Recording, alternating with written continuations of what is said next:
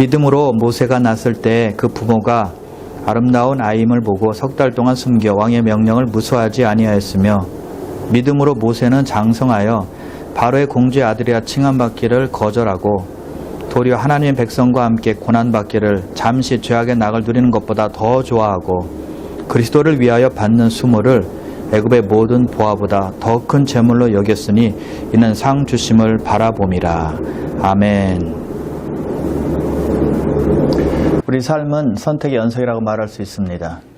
아침에 일어나자마자 우리는 선택해야 할 일이 상당히 많다는 것입니다. 아니, 침대에서 나오기 전에 선택해야 될 일도 많이 있습니다. 아침을 무엇을 먹을까? 또는 오늘 어떤 옷을 입고 나갈까? 또 이사 가는 사람이라면 어느 방향으로 이사를 가야 되지? 집을 사는 사람이라면 어느 집을 사야 되지? 라는 선택을 해야 될 것입니다. 또 결혼 정년기에 있는 사람이라면 결혼을 누구와 해야 되지?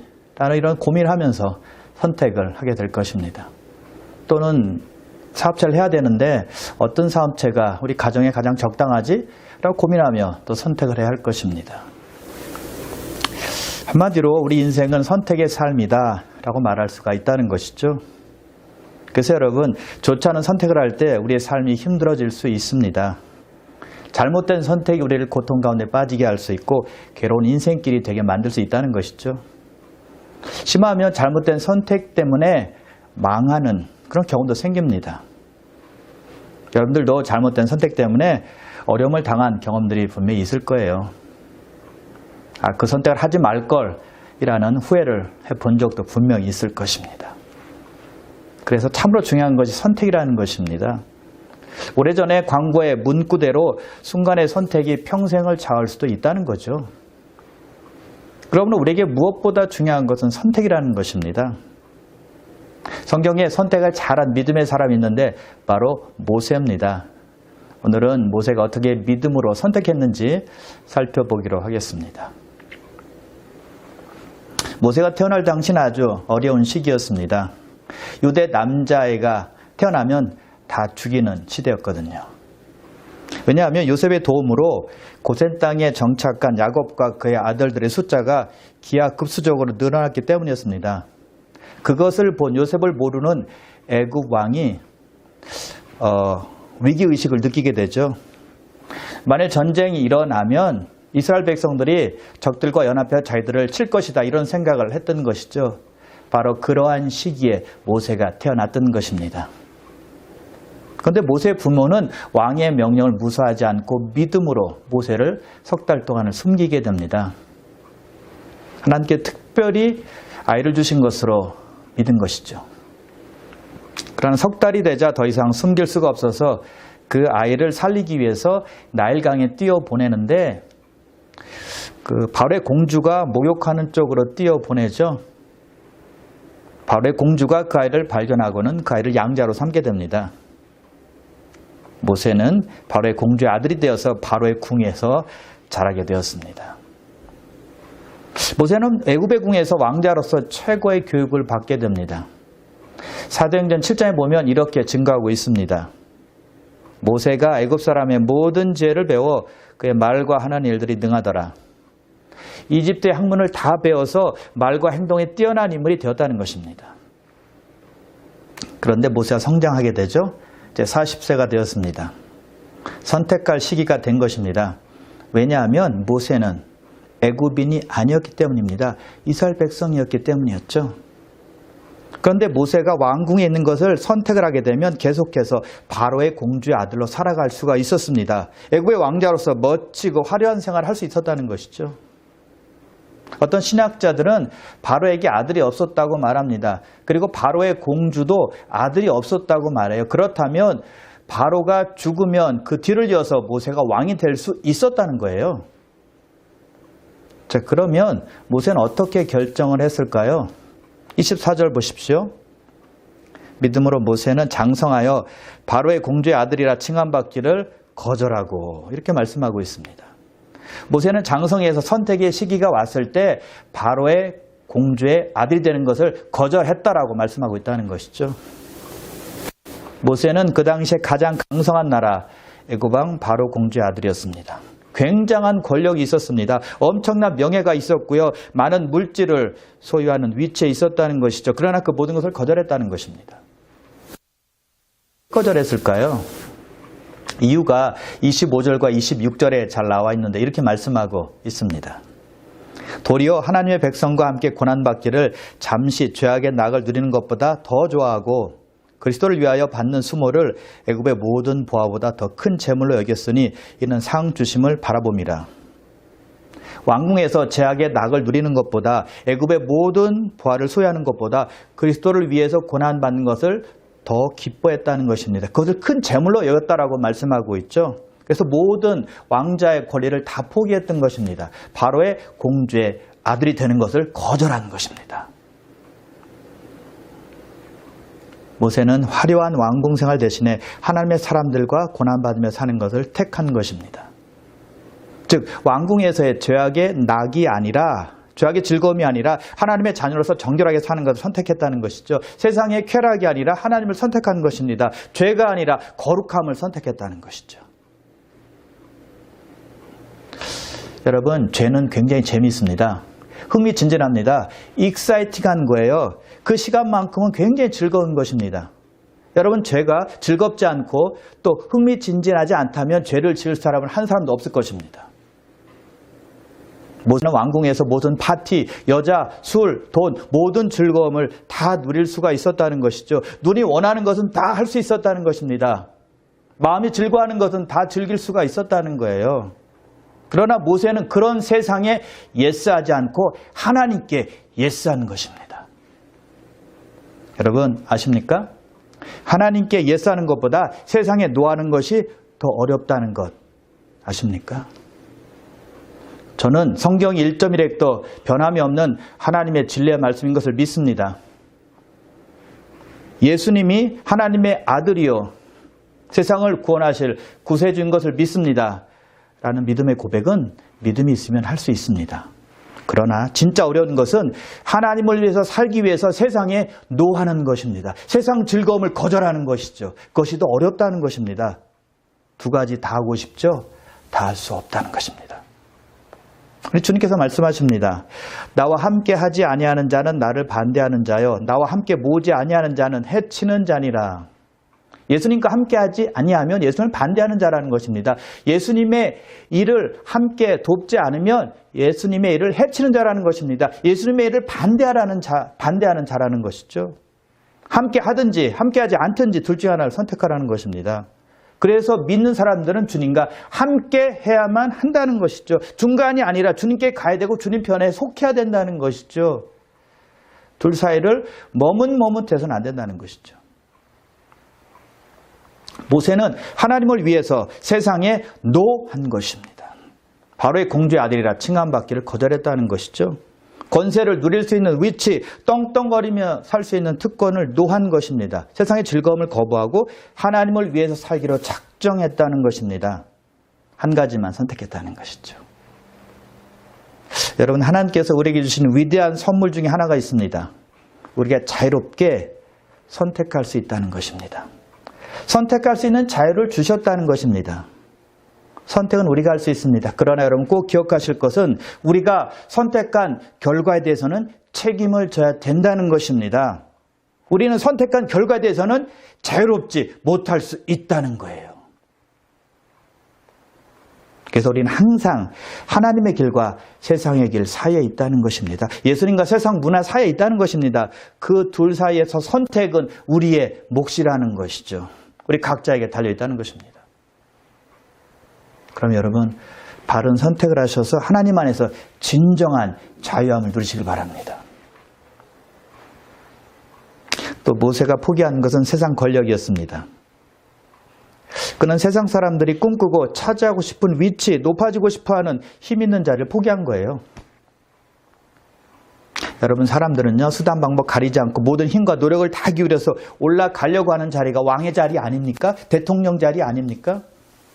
미국도 11월이면 대통령 선거가 있습니다. 지금 공화당과 민주당에서 아주 치열하게 대결하고 있지 않습니까? 서로 깎아내리려고 서로 비난하는 것 여러분 보지 않습니까? 그래야 자기들의 국민들의 지지를 얻을 수 있다고 생각하고 있다는 것이죠. 안간힘을 쓰고 있습니다. 사람들은 모든 노력과 힘을 다 동원해서 권력을 잡으려고 한다는 것이죠. 명예를 얻으려고 한다는 것입니다. 가장 높은 곳까지 올라간다는 거예요. 가기를 소원한다는 것이죠. 사람이라면, 특히 남자라면 권력을 손에 쥐고 모든 것을 해보는 것이 소원 아닐까요? 왕이 되면 다 할 수 있는 것이니까요. 하고 싶은 것 다 할 수 있는 위치니까요. 그러나 모세는 그런 자리를 포기했다는 겁니다. 거절한 거예요. 모든 부와 권력과 편안함과 안락함을 다 뒤로 앉지 하나님의 뜻을 위해서 하나님의 사람들과 함께 고난을 각오하고 모든 특권을 다 포기했다는 것이죠. 이래서 모세가 대단한 사람이고 대단한 믿음의 선택을 한 사람이라는 것이죠. 어떤 면에서 보면 모세는 참 바보 같죠. 보통 사람은 이해할 수 없는 일을 한 것입니다.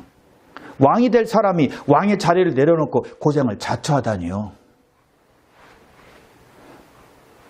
지금 미국 대통령 트럼프 대통령이 백악관에서 긴급 기자회견을 열고 이렇게 기자들에게 말합니다. 저는 이제 대통령직을 사임합니다. 하나님의 뜻을 받들어서 지금 고생하고 있는 국민들과 함께 하겠습니다. 그들과 함께 살겠습니다. 라고 선언한다면 여러분 그것이 쉬운 일이겠습니까? 이해할 수 없는 일이겠죠. 말도 안 되는 일입니다. 어떻게 보면. 근데 모세는 그렇게 했다는 것입니다. 왕자의 자리를 내려놓고 고난받는 이스라엘 백성들과 함께 했다는 것이죠. 또 모세의 결단은 믿지 않는 사람들에게 뿐만이 아니라 믿는 사람들에게까지도 이해할 수 없는 것이었습니다.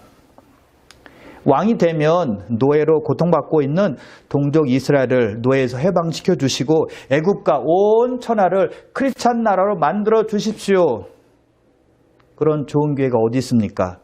왜 그 자리에서 내려오십니까? 그 자리에 있는 것이 훨씬 좋은 것입니다. 라고 사람들이 말했을 겁니다. 여러분 정말 그럴까요? 왕이 되면 크리스찬들을 위해서 하나님을 위해서 정치할 수 있을까요? 마음은 있을지 모르겠지만 그렇게 잘 안 됩니다.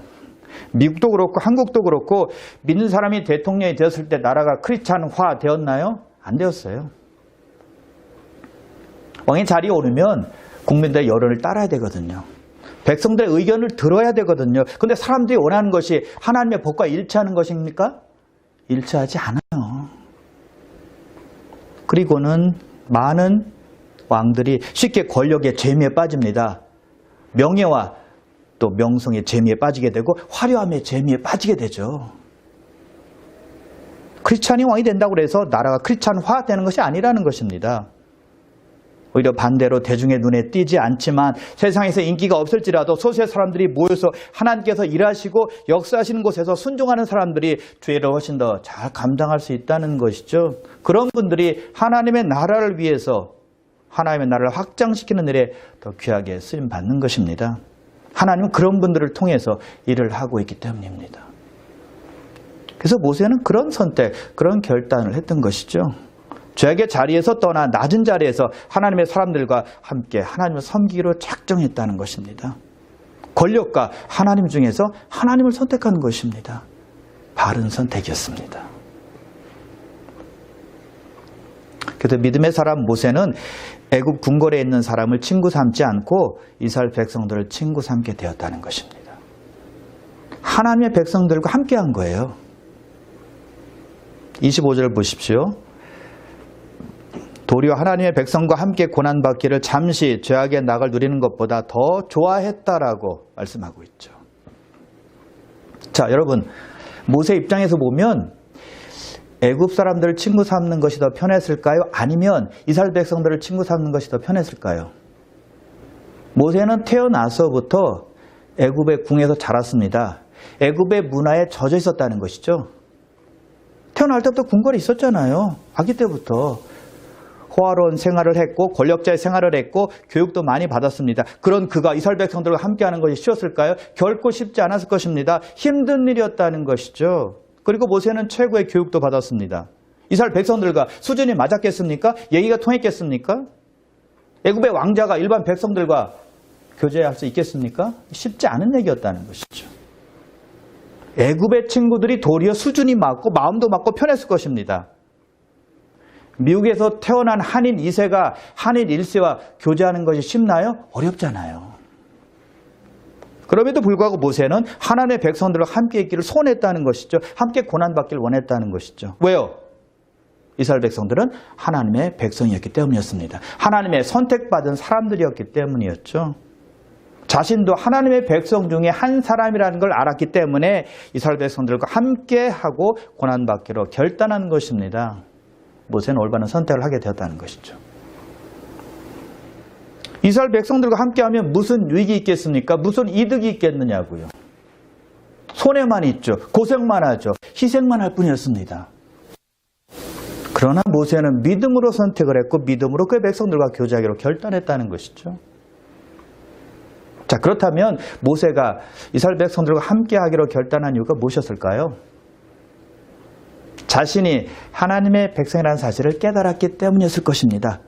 여러분, 이것이 굉장히 중요합니다. 자기의 정체성을 정확히 알았을 때 올바른 선택을 할 수 있었고 바른 결단을 할 수 있었고 하나님의 뜻대로 살아갈 수가 있었다는 것이죠. 우리도 마찬가지인데요. 나의 정체성을 정확히 할 때 우리는 올바른 선택과 바른 결단을 내릴 수가 있다는 것입니다. 그래서 내가 누구인지를 아는 것이 너무너무 중요합니다. 여러분의 정체성은 무엇입니까? 여러분의 아이덴티티는 무엇입니까? 여러분의 신분은 무엇입니까? 하나님의 백성이잖아요. 하나님의 자녀들이잖아요. 응? 선택받은 하나님의 백성이라는 사실보다 더 중요한 것은 없다는 것이죠. 나는 하나님의 자녀다라는 의식을 가질 때 세상과 구별되는 말을 하게 되고 행동을 하게 된다는 것입니다. 절제할 것은 절제하고 인내하고 헌신하고 섬길 수 있다는 것이죠. 하나님의 자녀답게 살려는 노력을 계속하게 된다는 것입니다. 내가 누구인지 아니까요. 내가 무엇에 속했는지 알고요. 내가 어떤 분에게 속했는지 알기 때문이죠. 그래서 모세는 이런 자기 정체성을 정확히 알았기 때문에 이스라엘 백성들과 함께 하겠다. 그들과 함께 고난을 받겠다라고 선택을 했다는 것이죠. 그래서 모세는 자신이 유대인이라는 사실을 숨기지 않았습니다. 부끄러워하지 않았다는 것이죠. 자신이 하나님으로부터 선택받은 백성이라는 사실을 아주 자랑스럽게 생각했다는 것이죠. 여러분은 하나님의 자녀인 것을 정말 자랑스럽게 생각하고 살아가고 있나요? 그런 프라우드가 있나요? 그런 생각을 하며 하나님의 백성이니까 하나님의 자녀로서 당당하게 하나님 말씀대로 살아가려고 노력하고 있습니까? 정체성이 확실해야 된다는 것이죠. 여러분, 그런데 세상은 하나님의 백성들에게 그렇게 호의적이지 않습니다. 오히려 비웃고 비난하고 대적하죠. 공중 권세 잡은 세력이 이 세상에서 존재하고 사람들 안에서 역사하기 때문입니다.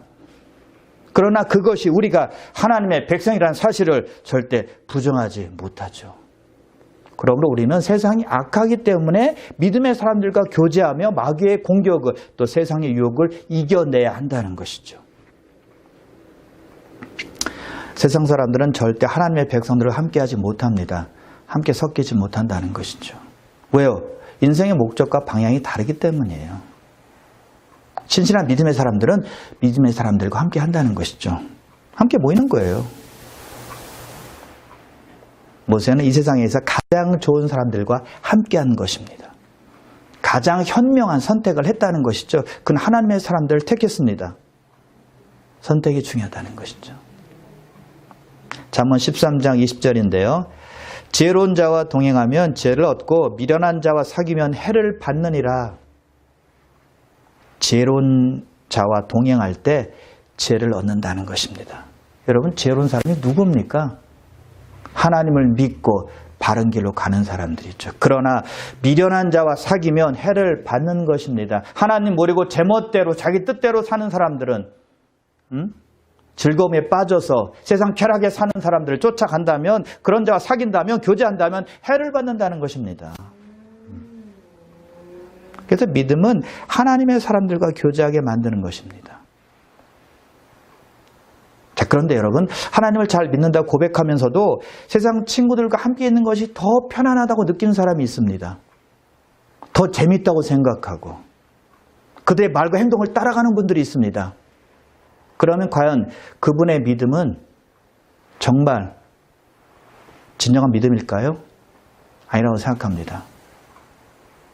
세상 문화가 더 좋고 세상 문화가 더 편하다면 그분의 믿음의 고백은 헛것이라고 생각해요.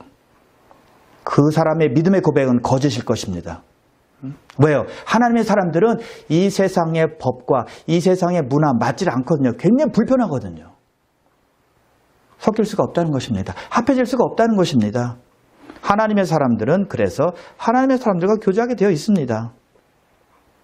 그렇다고 해서 세상 사람들과 사귀지 말라는 뜻이 아니죠. 만나야 됩니다. 교제도 해야 돼요. 그러나 그들의 말과 생각과 문화와 행동을 따라가면 안 된다는 것이죠. 물들면 안 된다는 것이고 닮아가면 안 된다는 거예요. 전도의 대상자로 만나고 그들을 만나서 그들을 이해하라는 것입니다. 그들을 도와주고 그들의 본이 되어주고 말과 행실을 잘해서 빛과 소의 역할을 감당해야 된다는 것이죠. 그것이 우리가 할 일입니다. 믿는 사람들은 신실한 사람들과 똘똘 뭉쳐서 교제할 때 영적인 파워가 생성이 되는 것입니다. 그것을 가지고 세상 사람들에게 가는 거예요. 그래야 세상에 빠지지 않고 세상에 물들지 않게 된다는 것이죠.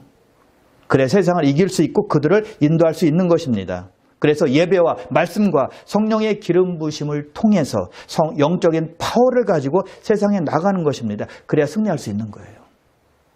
그래서 모세의 선택은 탁월했다는 것이죠. 믿음의 선택이었다는 것입니다. 하나님의 백성과 함께 고난받는 것을 잠시 죄악의 낙을 누리는 것보다 더 좋아했습니다. 더 기뻐했습니다. 훌륭한 선택이었다는 것이죠.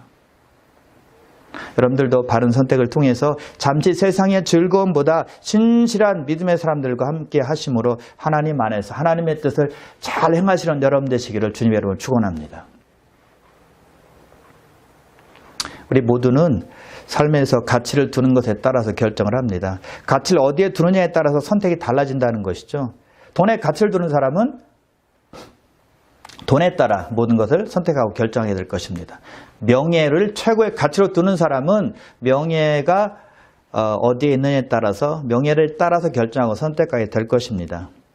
우리는 가장 중요하게 생각하는 것에 투자하고 살고 있다는 것이죠. 모세는 그 시대 사람들이 최고의 가치로 생각하는 모든 것들을 다 가질 수 있었습니다. 여러분 그 시대 이집트가 어떠했는가 하면 가장 잘 사는 나라였습니다. 그리고 가장 진보된 나라였어요. 예를 들면 미라를 보존하는 과학적 지식이 지금도 모두를 놀라게 하고 있습니다. 그리고 피라미드를 건설하는 놀라운 건축 기술과 엔지니어링 기술을 소유하고 있었다는 것이죠. 지금도 굉장한 일로 받아들여지고 있다는 것입니다. 모세는 최고의 과학적 기술을 가지고 있는 나라에서 막대한 부와 명성을 받을 수 있는 모든 자격을 다 갖추고 있었다는 것이죠. 그럼에도 불구하고 모세의 선택을 다시 한번 보십시오. 26절 보세요. 그리스도를 위하여 받는 수모를 애굽의 모든 보화보다 더 큰 재물로 여겼으니 여기다라는 말은 계산하다 그런 말입니다. 계산하고 따져서 결정하다 그런 뜻이에요. 그래서 모세는 애굽의 모든 보화보다 예수 그리스도를 위해서 받는 수모를 더 큰 재물로 여겼다고 했는데 그 모세의 선택은요. 금방 결정하거나 충동적으로 결정하거나 즉흥적으로 결정하거나 기분이 좋아서 결정한 것이 아니었다는 것입니다. 충분히 생각해보고 계산해보고 결정하고 선택했다는 거예요. 애굽에서의 모든 보이는 복이 보이지 않지만 영원한 복과 어떤 차이가 있을까? 현재 즐기고 있는 권세와 명강이 하나님의 나라에서는 어떤 의미가 있을까? 어느 것이 진정으로 나를 복되게 해줄까? 라는 생각을 곰곰이 하면서 선택했다는 것입니다. 결과를 따져보았다는 것입니다. 대가를 계산해 보았다는 거예요. 즉 모세는 감정적으로 즉흥적으로 기분만으로 선택하는 것이 아니었다는 것이죠. 그리고 모세는 죄악의 즐거움을 오랫동안 누리는 것으로 보지 않았습니다. 25절에 보니까 죄악의 낙은 잠시 누리는 것이다 라고 말합니다. 죄악을 누리는 것을 그냥 지나가는 것으로 본 것입니다. 영원히 누리는 것으로 보지 않았다는 것이죠. 그것을 알았기 때문에 잠시 누리는 것을 영원한 것과 바꿀 수 없다라고 결단을 내린 것입니다. 그래서 영원한 즐거움을 선택하게 되었다는 것이죠.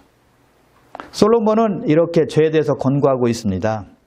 자, 한번 4장 14절과 15절인데요. 사악한 자의 길에 들어가지 말며 악인의 길로 다니지 말지어다. 그의 길을 피하고 지나가지 말며 돌이켜 떠나갈지어다. 사악한 자의 길, 악인의 길 들어가지도 말고 그 길 옆으로 다니지도 말라는 것입니다. 죄악의 길을 피하고 지나가지 말라는 것입니다. 떠나가라는 것입니다. 여러분, 죄의 길은 도망치고 떠나가는 것이지 그 옆에 대면해서 극복하려고 애를 쓰는 것이 아니라는 것입니다. 죄는 이기려고 노력하는 것이 아니라 그 죄악의 자리에서 떠나는 것입니다.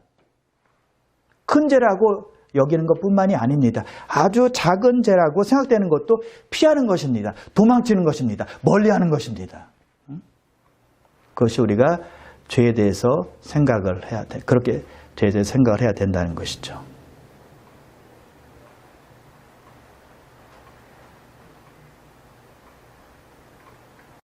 자, 여러분 집에 뱀이 있다고 한번 생각해 보시기 바랍니다. 근데 뱀이 여러분 집에 있는데 과연 잠을 잘 수 있겠습니까? 잠을 잘 수 있는 길은 뱀을 잡아서 죽여서 갖다 버리든지 아니면 그 뱀이 떠나갈 수 있도록 어떻게 조치를 취하든지 뱀이 집에 없다고 느낄 때 그때 우리는 잠을 잘 수 있을 것입니다. 그런데 믿는 사람들 중에 뱀을 집에 가지고 있는 분들이 있다는 것입니다. 자, 그 뱀이 무엇을 의미하는지 제가 잠언 23장을 읽어볼 테니까 여러분 맞춰보시기 바랍니다. 재앙이 네게 있느뇨, 근심이 네게 있느뇨, 분쟁이 네게 있느뇨, 원망이 네게 있느뇨, 까닭 없는 상처가 네게 있느뇨, 붉은 눈이 네게 있느뇨. 술에 잠긴 자에게 있고 혼합한 술을 구하러 다니는 자에게 있느니라. 포도주는 붉고 잔에서 번쩍이며 순하게 내려가나니 너는 그것을 보지도 말지어다. 그것이 마침내 뱀같이 물 것이요 독사같이 쏠 것이며 내 눈에는 괴이한 것이 보일 것이요 내 마음은 구부러진 말을 할 것이며 너는 바닷 가운데 누운 자 같을 것이며 돛대 위에 누운 자 같을 것이며 내가 스스로 말하기를 사람이 나를 때려도 나는 아프지 아니하고 나를 상하게 하여도 내게 감각이 없도다. 내가 언제나 깰까 다시 술을 찾겠다 하리라. 여러분 집안의 뱀이 무엇입니까? 술입니다. 술을 찾지 말라라고 성경은 말씀하고 있죠. 술 취하지 말라 그런 정도가 아닙니다. 아예 쳐다보지도 말라라고 성경은 분명히 말씀하고 있지 않습니까? 왜냐하면 결국에는 술은 뱀같이 문다는 것입니다. 술은 독사같이 우리를 쏜다는 것이죠. 그래서 성경은 술을 뱀으로 표현하고 있다는 것입니다. 그런데 믿는 사람들 중에 뱀을 집에 두는 사람들이 꽤 있다는 거예요. 모세처럼 바로의 공주의 아들이 되는 것을 거절하는 것, 이런 거창한 것이 꼭 아니더라도 괜찮습니다. 우리를 뱀같이 무는 것, 우리를 독사같이 쏘는 것이 있다면 그것을 피해야 된다는 것입니다. 그것을 깨닫고 도망쳐야 된다는 것이죠. 꼭 술만 말하는 것이 아닙니다. 술이 대표적인 것이 될 수는 있지만 그 외에도 우리를 무는 것, 우리를 쏘는 것이 얼마나 많은지 모릅니다. 처음엔 달콤하죠. 그러나 결국에는 우리는 물리게 되어 있습니다. 쏘임받게 되어 있다는 것이죠. 가까이에 있는 죄로부터 멀리 해야 된다는 거예요. 내 주변에 끊을 것은 끊어야 된다는 것이죠.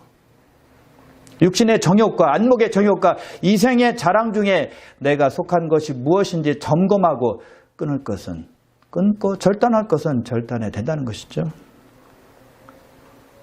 그래서 여러분 우리는 우리가 선택하고 결정하는 모든 것에 대한 대가와 결과를 곰곰이 생각하고 따져봐야 된다는 것입니다. 마귀는요 금방 결정하라고 속삭입니다. 즐거움만 택하고 나중에는 나중에 생각하라고 말합니다. 현재만 생각해. 나중은 나중에 생각해도 돼. 이렇게 우리에게 속삭인다는 것이죠. 잠깐 즐거움에 빠지면 평생 후회하게 된다는 사실을 생각하지 못하게 하는 것입니다. 그래서 선택이 중요합니다. 그래서 가치 있는 선택이 중요하다는 것이죠. 가치 있는 선택을 하는 사람이 가치 있는 인생을 사는 사람이 됩니다. 가치를 알고 거기에 투자하는 인생은 정말 행복한 인생입니다. 예수 그리스도의 가치를 두고 사는 사람, 그런 사람들이 복인 사람이고 승리한 사람이 된다는 것입니다. 그런 사람이 변화됩니다. 성장합니다. 잠깐 보이는 것에 소망 두지 않고 보이지 않지만 영원한 것에 소망 두는 믿음의 사람이라는 것이죠. 요즘이 어려울 때라고 한다면 우리가 하나님께 나아갈 수 있는 좋은 기회라고 생각합니다. 하나님은 그 어려운 가운데서도 우리가 믿음으로 주님께 나오기를 간절히 소원하고 있기 때문입니다. 믿음이 더욱더 요구되는 시기가 바로 요즘이라고 생각해요. 믿음의 사람은 힘들고 어려울 때 더욱더 빛이 나기 때문입니다. 앞날이 불확실하고 아무것도 보이지 않아도 오직 하나님의 말씀에 의지해서 하나님을 찾고 하나님께 소망을 두고 사는 사람이라는 것이죠. 우리는 매일의 삶 속에서 선택의 기로에 설 때 믿음으로 선택하는 사람들이 되어야만 합니다. 나만을 위한 선택만 하지 말고 하나님을 위한 선택은 무엇인지, 이웃을 위한 선택은 무엇인지 생각해 봐야 된다는 것이죠. 우리에게는 선택을 도와주는 것이 있습니다. 하나님의 말씀이에요. 하나님께서 그의 말씀으로 우리의 의사결정을 도와주신다는 것이죠. 시편 119편 105절인데요. 주의 말씀은 내 발의 등이요 내 길의 빛이니이다. 우리가 우리가 어두운 길을 갈 때 등불보다 더 귀한 것은 없습니다. 어두운 길에서 등불이 있을 때 내가 어느 위치에 있는지 어디로 가야 할지 정확히 알 수 있기 때문이죠. 그래서 주의 말씀이 내 발의 등불이라고 그랬고 내 길의 빛이라고 말씀하고 있다는 것이죠. 내가 무엇을 어떻게 결정할지, 어떻게 선택할지를 알려주고 인도하시는 것이 하나님의 말씀이라는 거예요. 그럼 여러분, 내가 선택하는 일에 대해서 꼭 질문해 보시길 바랍니다. 이 일에 대해서 하나님은 뭐라고 말씀하실까? 우리 주님이시라면 어떻게 선택하실까? 어떻게 결단하실까? 라는 질문을 매일매일 여러분 자신에게 한번 해보시기 바랍니다. 그러면 여러분의 선택은 가장 지혜롭고 가장 훌륭하고 가장 멋지고 가장 축복된 그러한 선택이 될 것을 믿으시기를 우리 주님의 이름으로 축원합니다. 기도하겠습니다.